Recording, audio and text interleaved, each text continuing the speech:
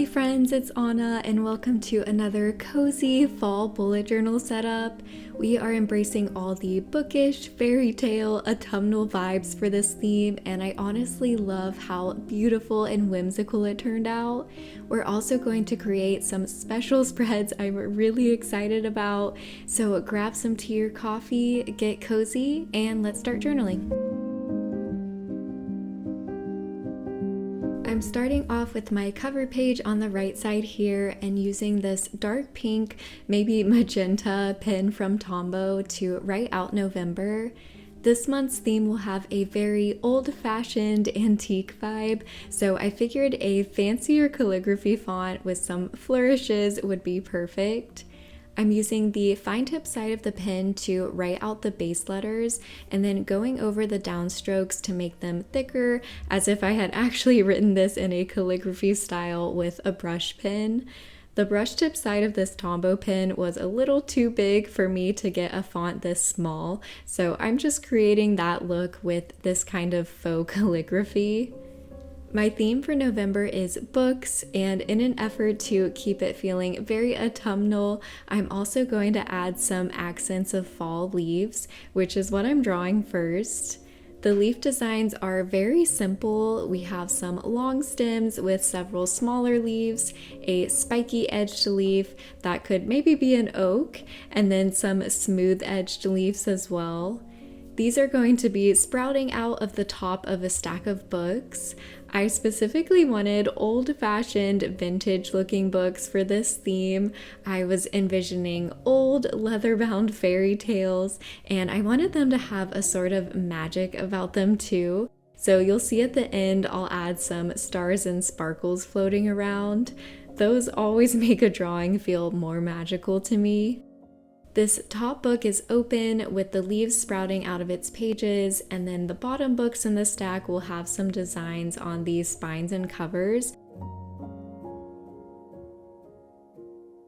I'm going for a very sketchy drawing style. Even though I've already drawn everything out with a pencil, I'm still acting as if I'm sketching it out with the Micron pen, very loose and sometimes imperfect lines. I thought this style would match the overall aesthetic better, and also it takes some pressure off of me to get the lines perfectly straight or the perspective of the books completely accurate. I've been wanting to do a book theme for a while since reading is one of my favorite hobbies, and I thought November would be the perfect month. I feel like we're at the height of cozy reading season right now, being in the middle of fall, and I think I'm going to be inspired to pick up my book every time I open my journal throughout November and see this theme. I drew some more leaves on top of the title and also added the little stars and sparkles. Now to add the color, I'm pulling from several different pen collections. I'll show you the colors here, and they'll also be listed in the description box.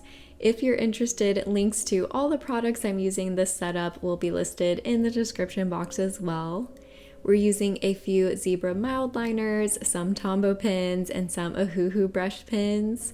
I made so many different color palette swatches for this setup before landing on these. I knew I wanted it to be a primarily warm palette and definitely have some autumnal colors for the leaves. At first I was thinking blue and green books with the leaves in various shades of orange, but that just didn't look as cohesive, so I went with green and pink for the books. All the leaves I'm coloring in with various shades of orange, yellow, and red. I think these look better with the pink and green books than blue would have. This color palette I don't think is what I was originally picturing when I thought of this theme, but I'm actually really happy with how this looks.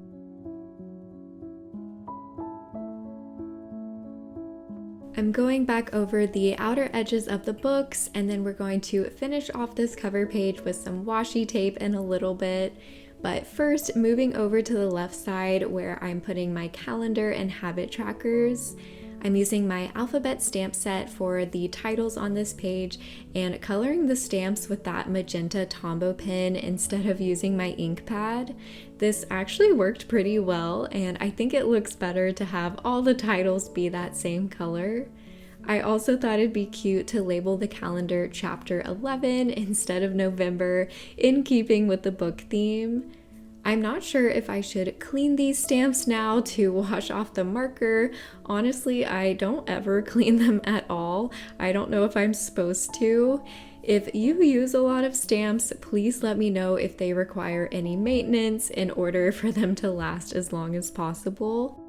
So we have the month's calendar taking up this top part of the page, and I'm going to have a few different habit trackers on the bottom. I'm changing up the format of these trackers a little bit. Normally I track a few different habits on a daily basis, but now I'm also adding weekly habits like laundry, watering plants, stuff like that.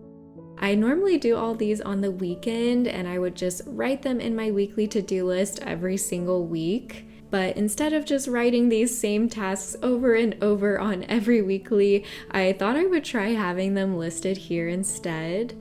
I also have a general laundry schedule I usually follow, so I'm writing that out in the right column.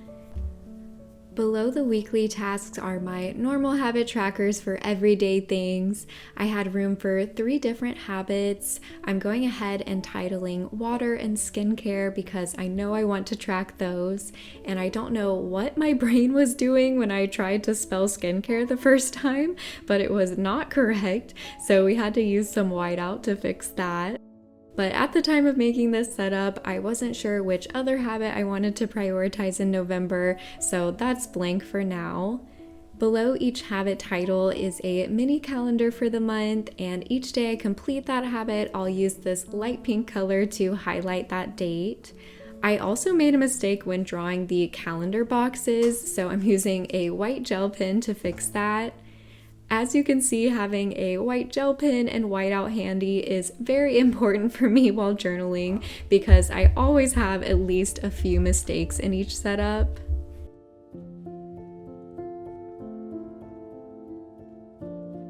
Now to finish off this spread, I'm going to add a few drawings in the negative space, starting out with a few leaves and stars near the habit trackers, and then I'm going to draw another book in the empty space next to the calendar. This one will be closed with some more leaves sprouting out the top, and I wanted to give it an ornate, vintage looking cover. Of course, I try to keep the drawings in my bullet journal relatively simple and fast, so the cover won't actually be that ornate or detailed, but I'm just adding a border with some curves and swirls. I'm going to add a few similar touches on the spine, and then I thought it would look super cute if there was a belt holding the book shut. Let me know if you guys are readers, what book you're reading right now. At the time I was creating these pages, I was reading A Discovery of Witches and Jane Eyre, both of which very much matched the vibe of this old book theme. I might have been subconsciously drawing some inspiration from these stories, Jane Eyre being a classic obviously, and A Discovery of Witches is set in Oxford with both our main characters doing lots of research with very old manuscripts and books. If you guys want to talk more about books with me, be sure to check out my reading journal videos. I should be making book spreads and talking about my reviews for both Jane Eyre and A Discovery of Witches in my next reading journal video.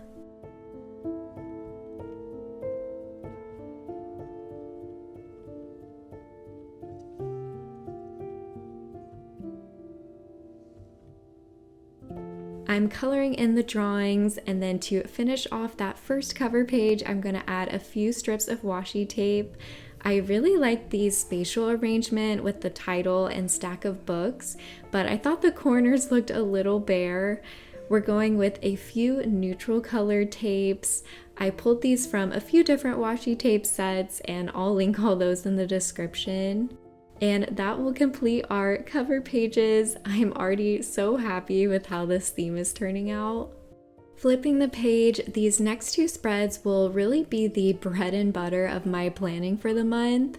Starting out with my November log on this left side, and I'm so sorry guys, I forgot to record myself writing out the title and starting the spread here. But basically this log is where I record all my events, travel, appointments, etc. I have 2 columns. On the left, I'm writing out the dates and days of the week, and each line on the right is for writing out whatever needs to be recorded for that day. The horizontal lines throughout the page are for splitting up the weeks. I started using this log system towards the beginning of 2024, and I really like it just for ease of setup. I know drawing out a calendar isn't that hard, but this spread literally takes me like 2 minutes minus the drawing. It also gives me a decent amount of space if I need to write out multiple things for one day. I do still use a calendar layout in my monthly setups occasionally if I'm just feeling like that layout would work better for a specific month, but I love being able to rely on this log if I need a fast and easy setup. There's not a lot of extra space left for drawings, so I simply put some of our leaf bundles on the sides of the title. Since I've been using this spread for the past few months, I know several of you have commented that you were planning to try it out too. Please let me know if you have and how it worked for you, or maybe any tweaks you made. I love hearing the types of layouts you guys use because it helps give me new ideas as well. Moving over to this right page where I'll have a space for my monthly task list and general planning, I'm using this really light pink to create some grid borders as a backdrop for the titles, and then going back to my alphabet stamp set to stamp those out. Again, I'm using the magenta Tombow color on the stamps. I'll use another light pink to create a border for these 2 sections. You've probably noticed me using these 2 lighter pink shades for little highlights and borders here and there throughout the setup. Even without any drawing, this is such a simple trick to make your bullet journal look pretty, just adding colorful borders and highlights and titles. So the tasks area is pretty self-explanatory. Any to-dos I have for November. The notes section I use in a variety of ways. It's kind of just a catch-all for any planning I want to do at the beginning of the month, or a lot of times I won't even have anything to write in this space until later in the month.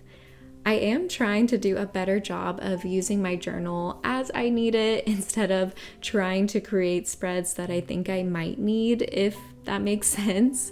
Like, I added that section for weekly habits because that was something I already do, and I thought that would be an easier way to keep track of it. I think that's such a more helpful approach. It's like the difference of thinking, I want to have a habit tracker, so let me think up some habits I can track, versus being like, I really want to be more consistent with my water, so I'm going to track that in my journal. One of them is helping me a need already present, and the other is just planning to plan, which I totally get. I do that too, where I see a spread online and I'm like, oh, that'd be cool to have in my journal. I don't know, I feel like most people in the bullet journal community can relate to the struggle of finding balance between being really organized and having all these fun productivity tools, but not letting the planning take up too much time and stress and just ending up getting in the way. I left some room between these 2 sections on the spread so I could draw another book, and I'm going to finish off the page by adding some color. All that empty space to the sides of the book kind of bothers me, so I might go back and add some washi tape there later, but that's my completed notes and tasks page. Before we get into my weeklies, I'm adding a special spread on these next 2 pages, which I'm very excited about. In the US where I live, November is the month of Thanksgiving, so I'm including a gratitude spread. I'm titling it Give Thanks, again in that faux calligraphy style with some flourishes. I actually did this last year for November as well, and I thought I'd just use the same format since I really liked having that spread last year. There are 30 days in November, so I'm going to draw 30 boxes spread out between these 2 pages. Each box is 12 by 3 squares in the dotted grid, and it gives me enough space to write 3 things I'm grateful for every day in November. I was really struggling to draw my boxes during this setup, so you'll see me having to use my white gel pen again to erase some lines. But the idea here is that every day in November, taking the time to record 3 things I'm grateful for. And I'm going to make it a bit of a challenge and say I can't have any repeats throughout the month. It would be easy to write, I'm grateful for my cats every single day, but I want to challenge myself to be on the lookout for things I might take for granted and be intentional about finding new things I'm thankful for. You might notice that I'm leaving a few spaces empty of boxes, and that's because I wanted to work in a few book drawings with the extra space. These 2 pages could fit 32 boxes, but we only need 30 of course, so I left out 2 boxes in the middle for drawings. Before I start working on those, I also colored in every other row of the boxes and added numbers to number all the things I was grateful for.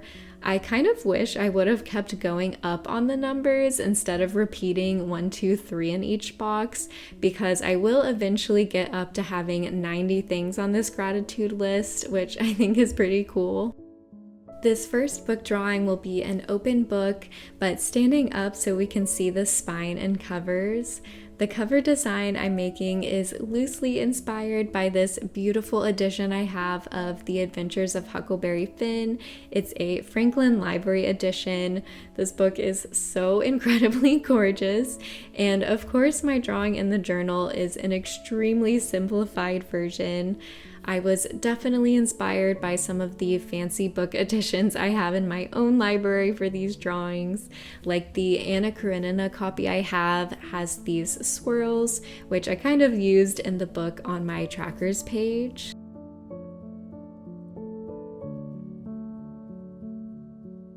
On the left page here, we're going to have another open book lying down, and then next to the title up top, I'll draw another little stack of books. I really like how this page turned out visually, but I'm also so excited to be including some gratitude journaling in my daily routine. This is something I would like to incorporate in my journal more regularly, not just the month of Thanksgiving. I've read that gratitude journaling can not only improve your mood and reduce stress, but also can help your physical health, like improving sleep, and there was even a study that associated it with lower blood pressure. I didn't read the actual research literature, so I don't know about that for sure, but I do know that being more grateful for what I already have does improve my overall well-being, so I want to be more intentional about this. I'm not sure if I would always want a whole separate spread for gratitude each month, but maybe I could figure out a way to incorporate this into my daily spreads. If you regularly do gratitude journaling, even if it's not in your bullet journal, please let me know your systems or spread layouts. I would love to continue trying out different ways to build gratitude into my routine.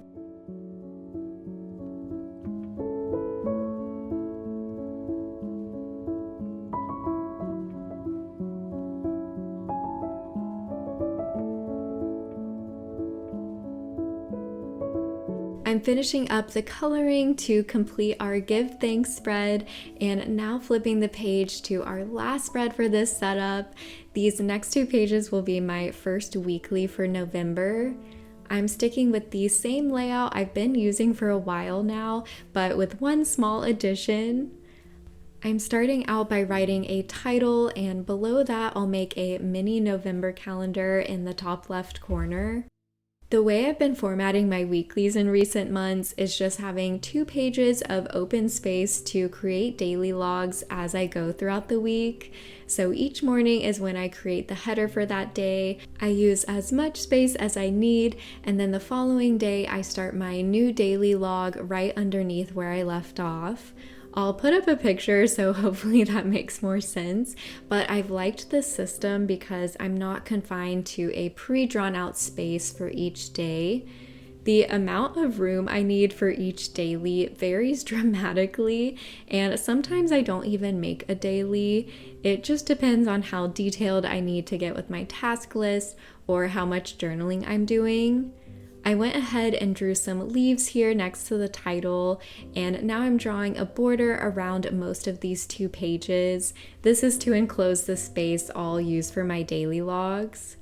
I love the flexibility of using however much space I want each day, but this does mean that sometimes I could fit almost 2 weeks within these pages, or sometimes this space might only last me a few days. So last month I started treating this not so much like a weekly, since it didn't always end up being the amount of space for 1 week, but just the first page of my ongoing daily logs for the month.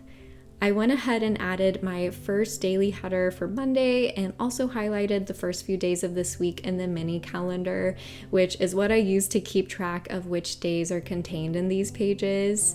I'm just assuming that I'll at least be able to fit Monday through Thursday here, so I went ahead and highlighted those days just to show you guys. On the right side of these pages, I'm adding 2 sections, one for events and one for tasks. I have my monthly task list, but this is where I can write the things I'm wanting to prioritize next, to-dos I want to get done within the week or next few days. Above that is a section for events, which is the new thing I'm adding to this layout.